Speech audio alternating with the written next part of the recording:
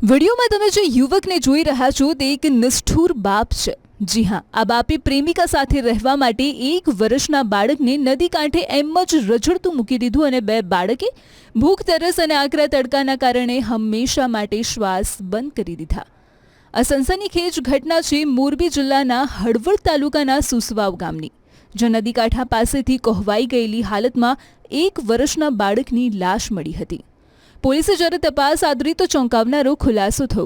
મૃતક બાળકનું નામ નવશિક છે અને આરોપી ભાઈલુ ઉર્ફ રાજુએ અત્યાર સુધીમાં 4 લગ્ન કરેલા છે અને તેની ત્રીજી પત્ની રંગાબેન થકી તેને 2 સંતાન થયા હતા, જે પૈકીના નાના દીકરાને લઈને તે તેની પ્રેમિકા સાથે મોરબી જિલ્લાના રાયસંગપર ગામે આવી ગયો, જ્યાં ખેતીમાં મજૂરી કામ કરતો હતો। જો કે બાળકની દેખરેખ અને સાર સંભાળ બાબતે ભૈલુ અને તેની પ્રેમિકા વચ્ચે બોલાચાલી થતી હતી, જેથી ભૈલુ તેના સગા દીકરાને મામાના ઘરે મૂકવા જવાનું કહીને સુસવાવ ગામે નદીના કાંઠે ત્યજીને ગયો। ત્યારબાદ ભૂખ અને ઉનાળાની કાળઝાળ ગરમીને લીધે માસૂમ બાળકનો રીબાઈને જીવ ગયો।